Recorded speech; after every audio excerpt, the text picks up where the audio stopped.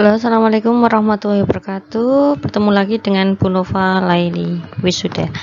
Oke, adik-adik, bahasan pertemuan kita kali ini adalah tentang taksonomi serangga. Baik, adik-adik, taksonomi ya. Kalau kita bicara tentang taksonomi, maka kita juga berbicara tentang klasifikasi. Dua hal ini tidak bisa dipisahkan ya. Jadi apa itu taksonomi dan apa itu klasifikasi?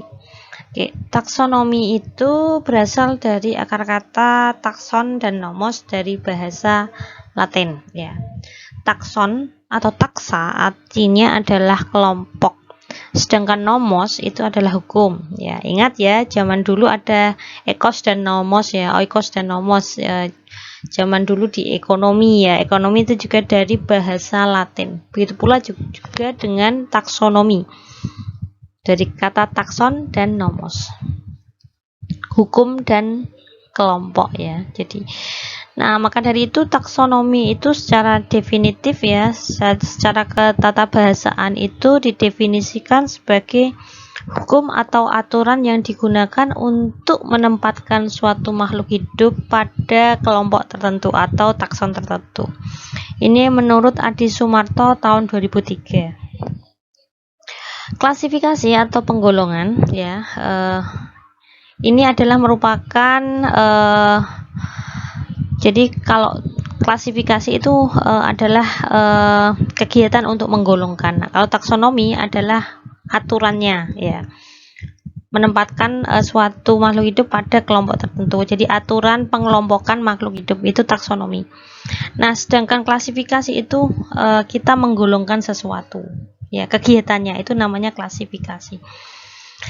Nah, klasifikasi itu bisa bersifat umum atau khusus ya, tergantung pada dasar penggolongan, dan biasanya ini juga akan berkaitan dengan kepentingannya untuk apa.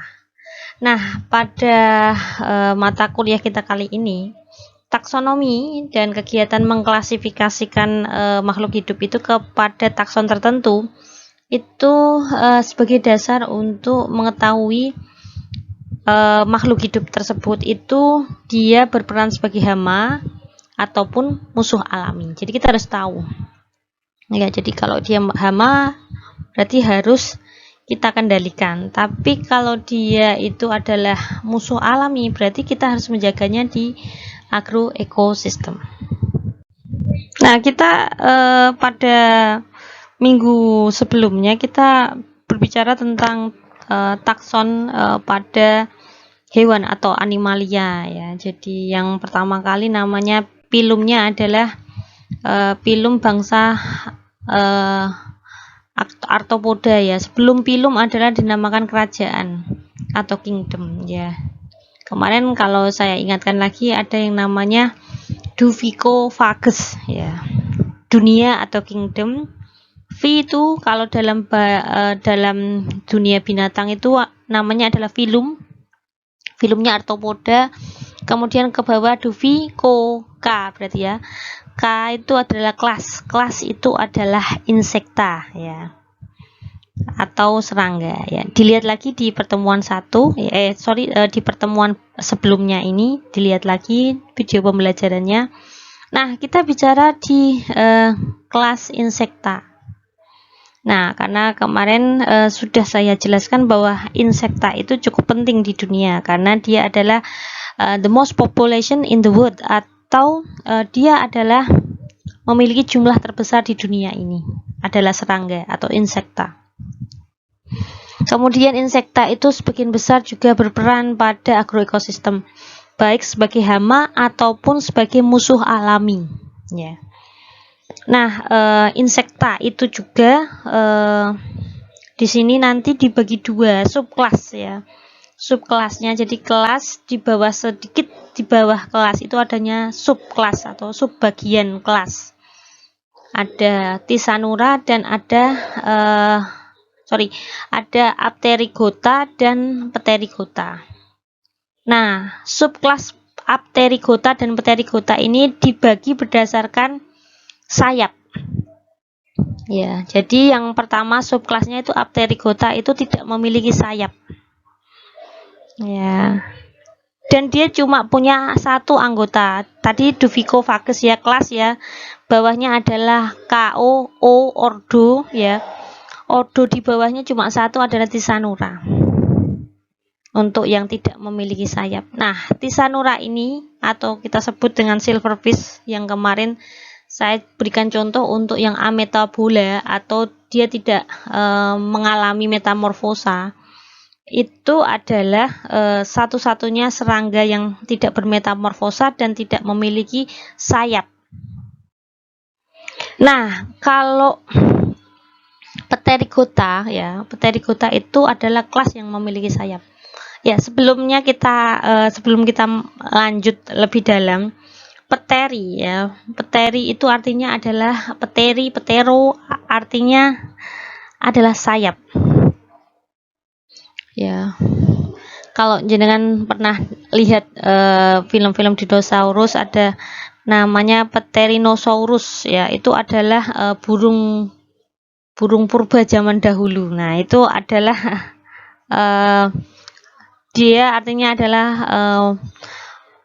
makhluk yang memiliki sayap yang paling tua, Pterinosaurus. Itu seperti itu, contohnya begitu.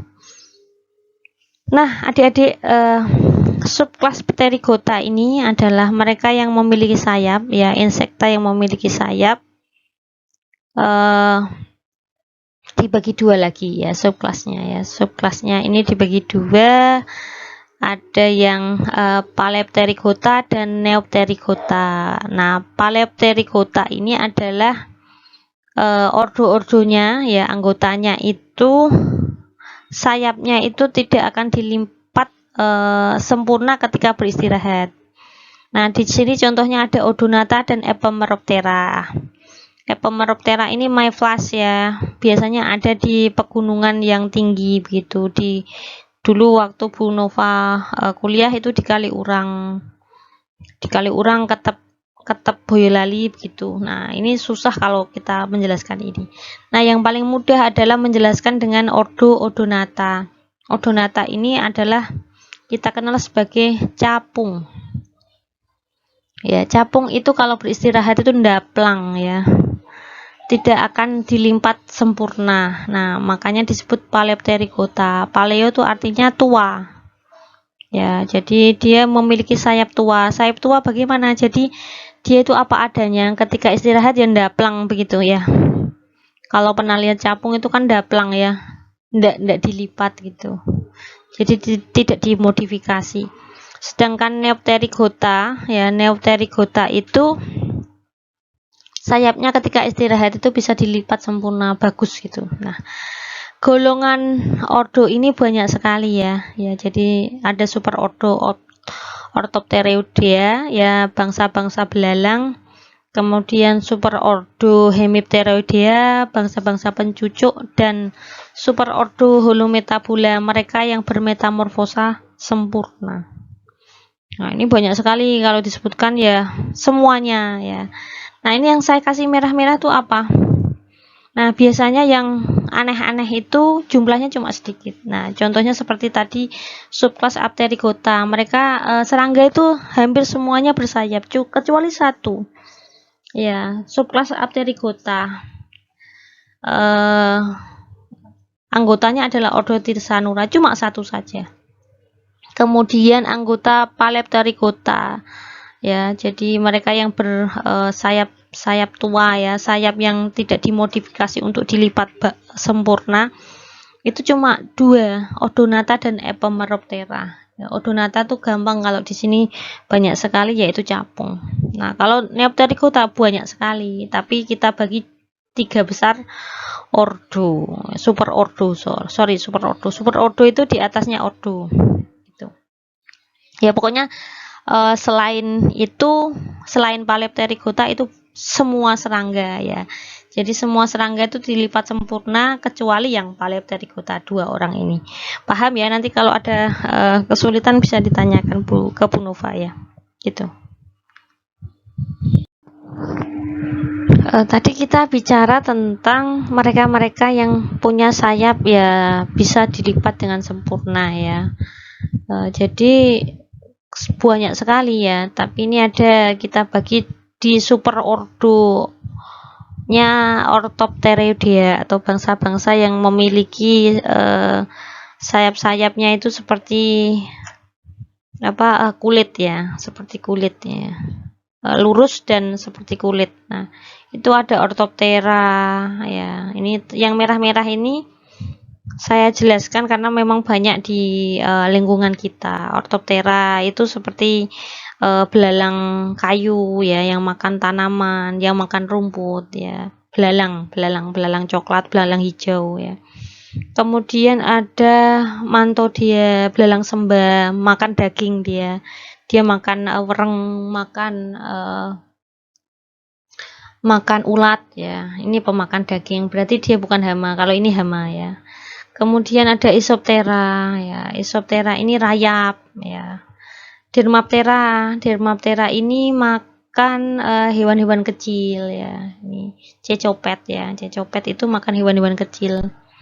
Gitu. Nah, kemudian kalau ada superordo tadi Hemipteroidea ya, itu yang cukup mudah saya jelaskan di sini. Hemiptera ini seperti kepek-kepekan, kepek busuk ya, kepek mangga ya. Kepek mangga itu dia itu termasuk Hemiptera. Kemudian ada Thysanoptera ya. Thysanoptera ini bangsa-bangsa trips ya, yang dia biasanya makan di dalam jaringan tanaman ya.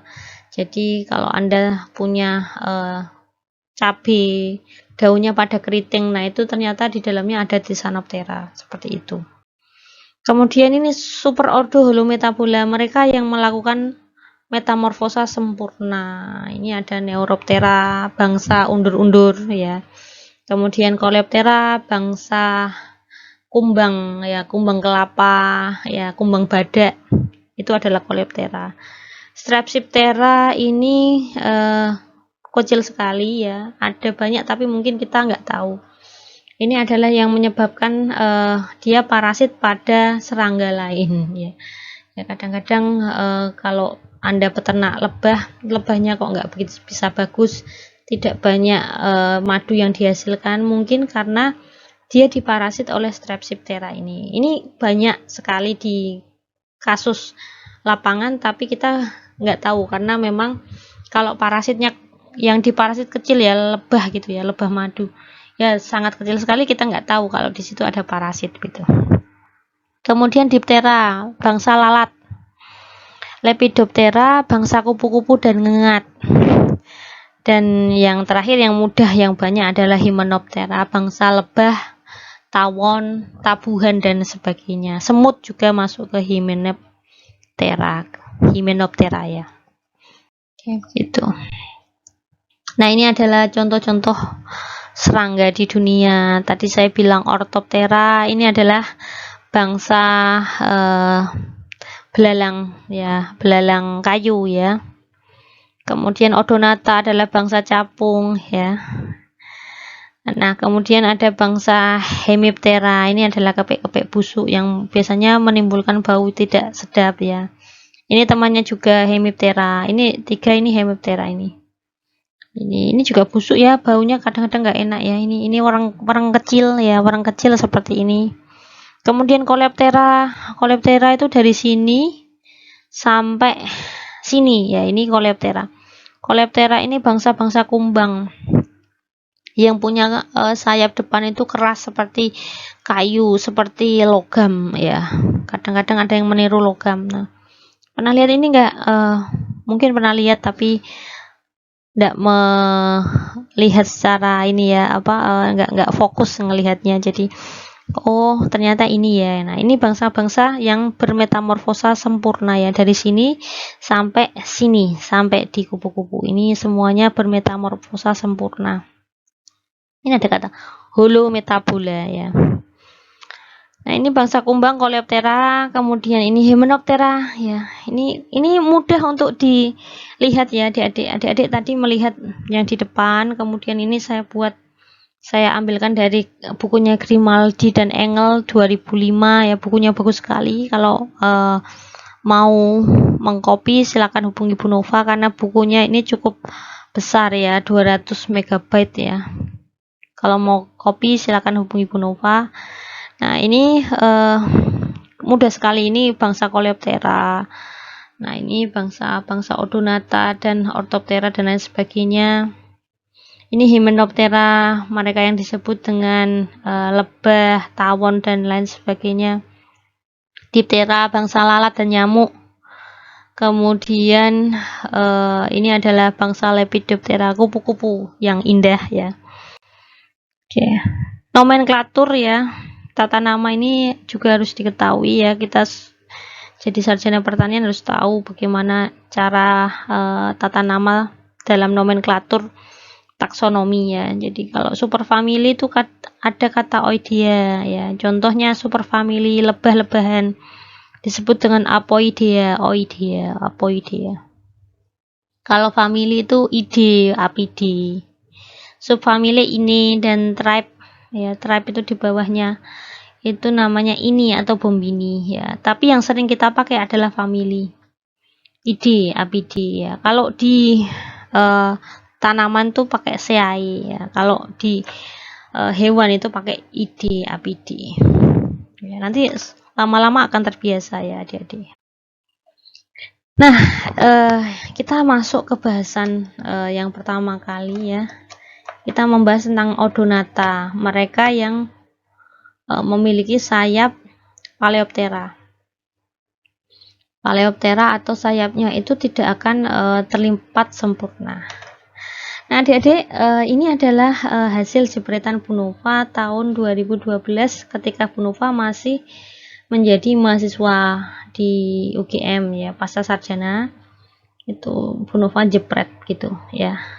Di foto ini terlihat jelas bahwa ketika mereka istirahat, sayapnya itu tidak dilipat dengan sempurna.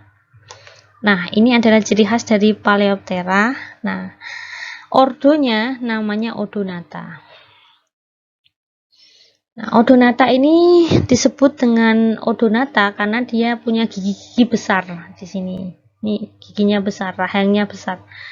Odon itu artinya bergigi ya. Nah, ini adalah ciri khas dari predator. Apa sih itu predator ya? Jadi predator itu adalah pemangsa ya. Jadi dia akan memangsa inangnya dalam satu waktu. Itu namanya adalah predator. Ya. Nah, predator ini baik pada agroekosistem. Karena apa?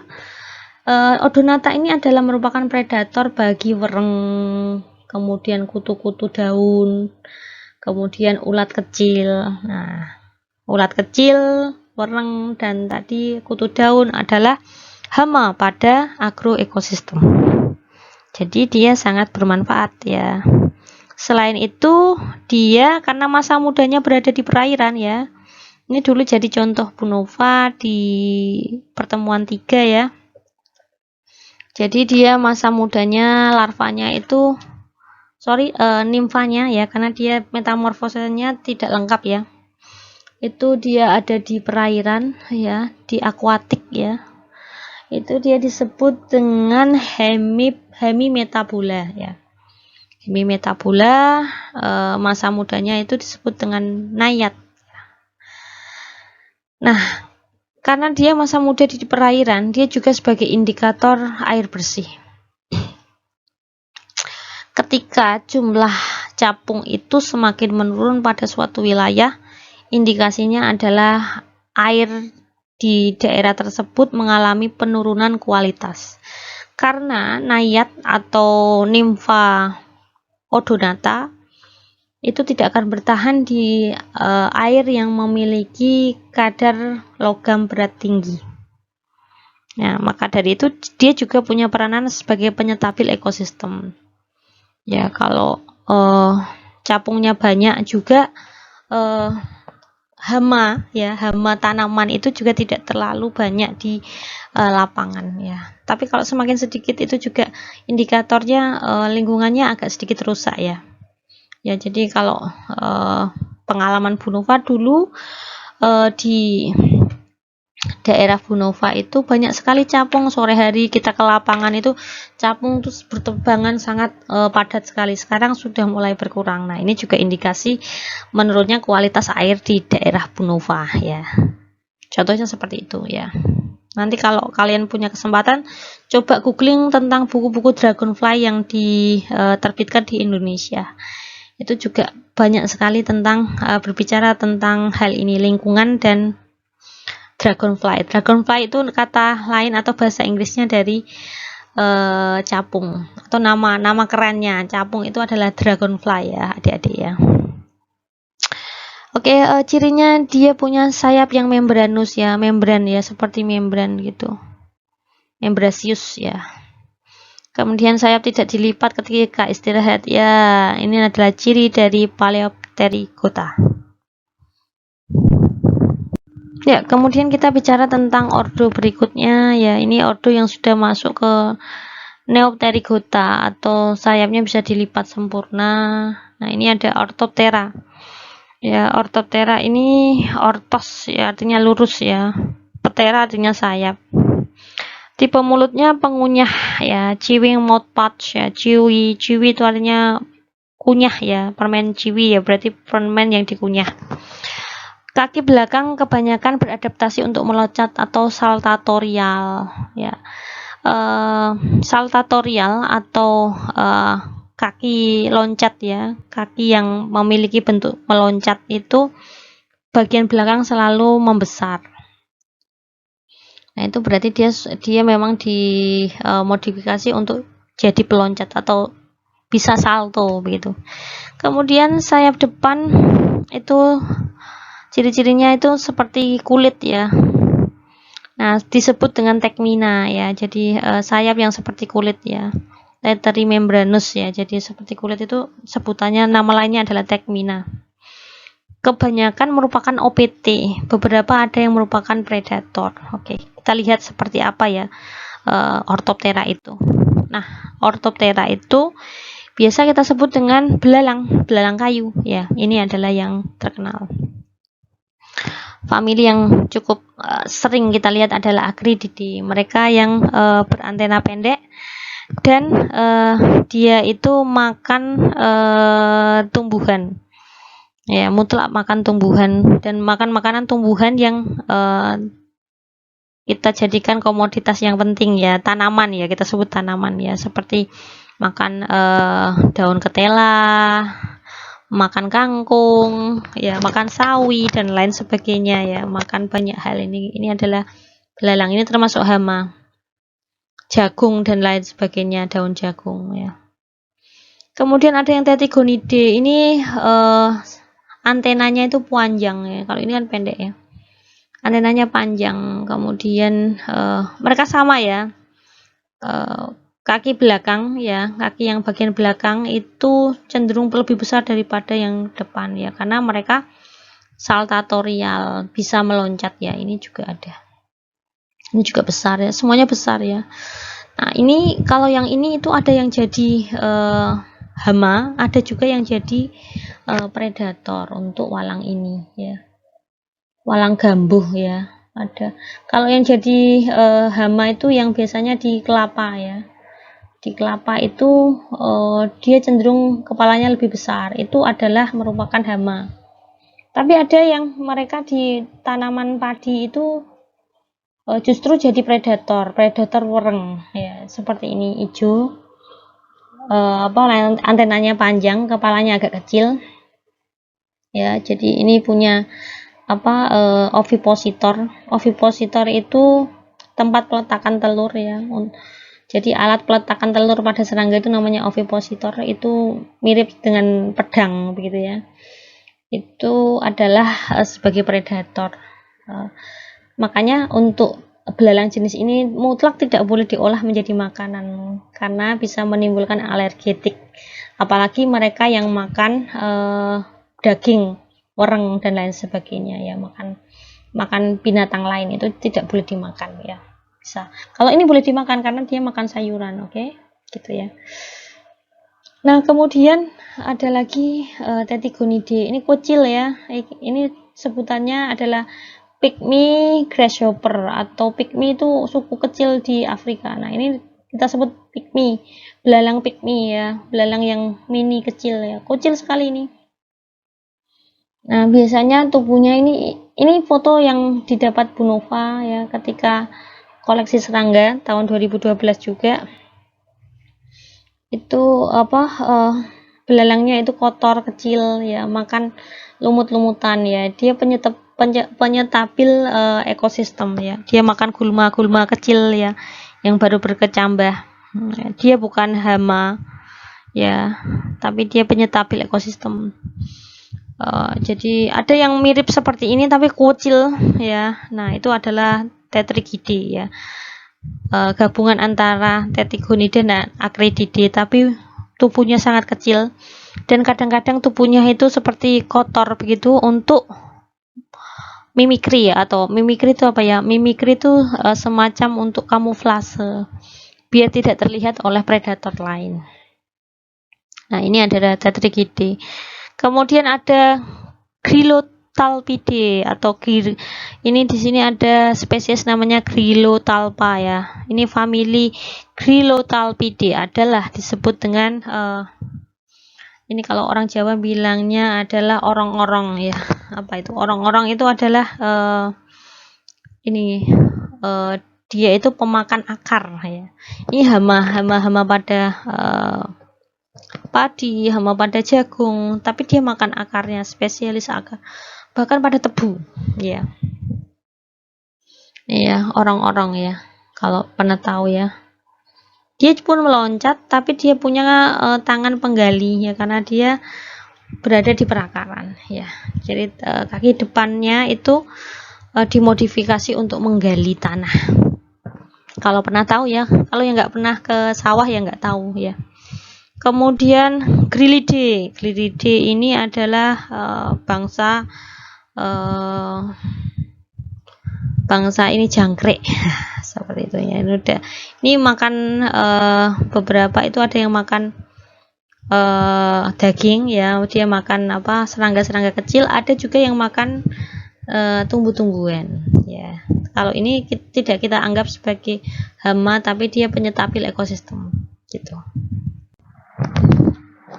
Ya, ini adik-adik ada lagi yang disebut dengan Dermaptera ya. Dermaptera ini kita sebut dengan cecopet.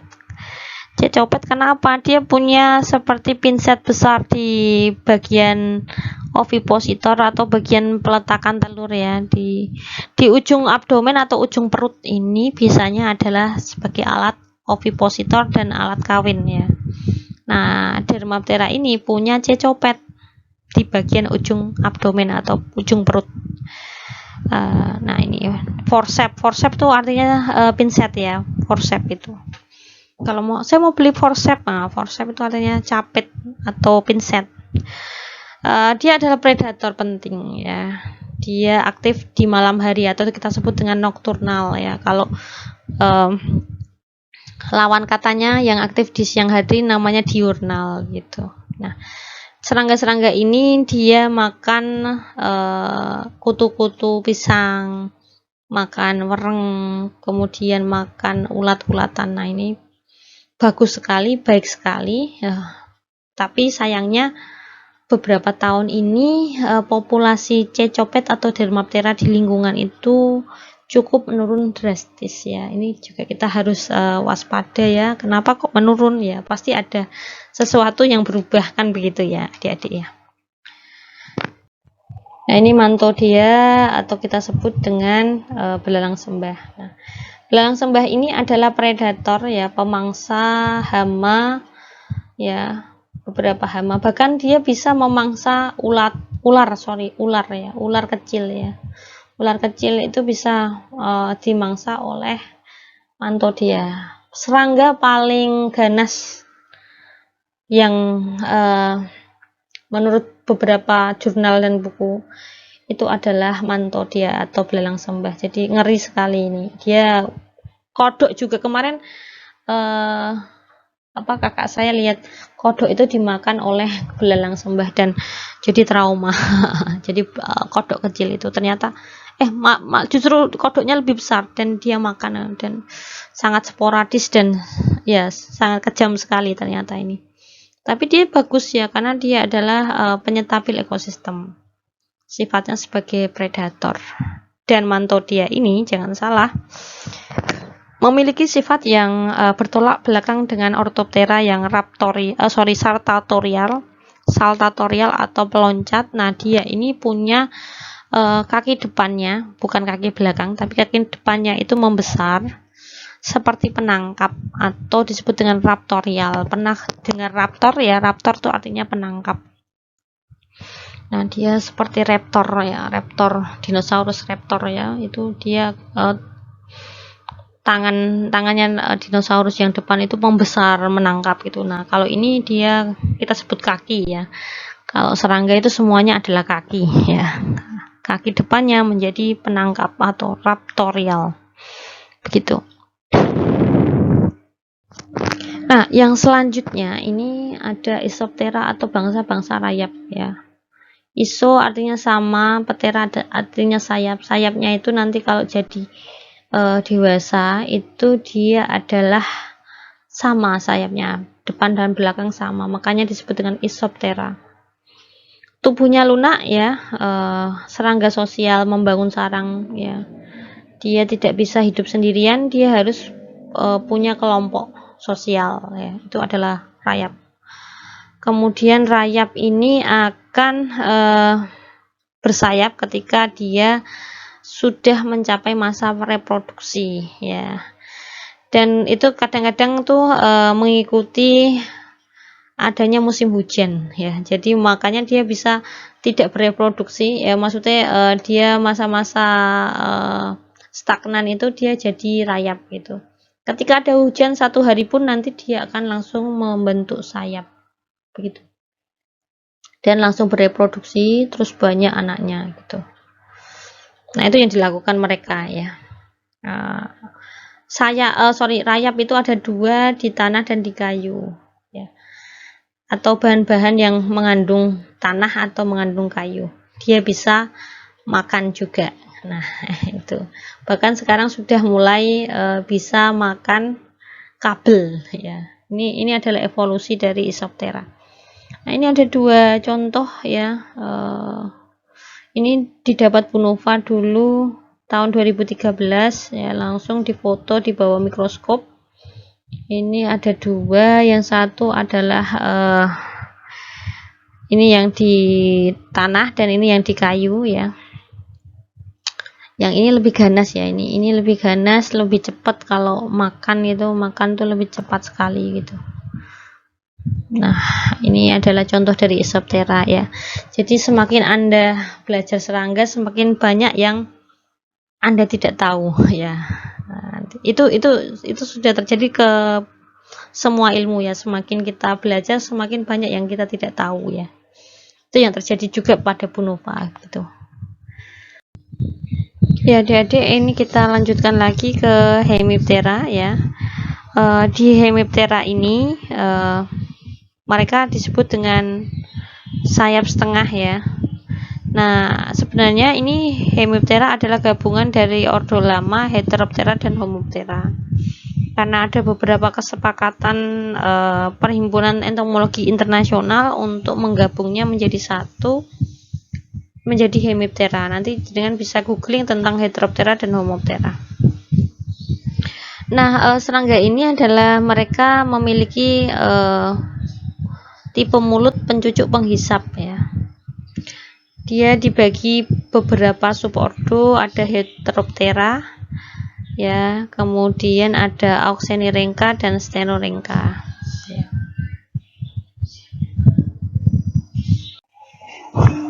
Nah, untuk Heteroptera, subordo Heteroptera ini sayapnya disebut dengan Hemilithra karena ujung sayapnya itu membranus, namun pangkalnya akan mengeras ya, sayapnya mengeras. Nanti kita lihat gambarnya seperti apa, kok saya bilang ujung membranus, pangkal mengeras. Nah, kemudian ada lagi subordo Auxenorhyncha dan Stenorhyncha. Hampir semuanya adalah pemakan tanaman. Nah, ini adalah grup besar yang dinamakan dengan grup hama, ya. Hama-hama penting semuanya berada di Auxenorhyncha dan Stenorhyncha. Ya, ini adik-adik adalah contoh dari Hemiptera, ya. Subordo pertama Heteroptera, sering disebut dengan kepik busuk, ya, karena kalau terganggu biasanya dia mengeluarkan bau-bau yang busuk sekali, ya. Ini saya contohkan wareng jeruk, ya, wareng jeruk. Ada yang menyebutnya wareng jeruk atau kepik jeruk. Nah, di bagian ujung sayapnya itu membranous. Namun bagian pangkalnya itu mengeras, ya, aneh, ya.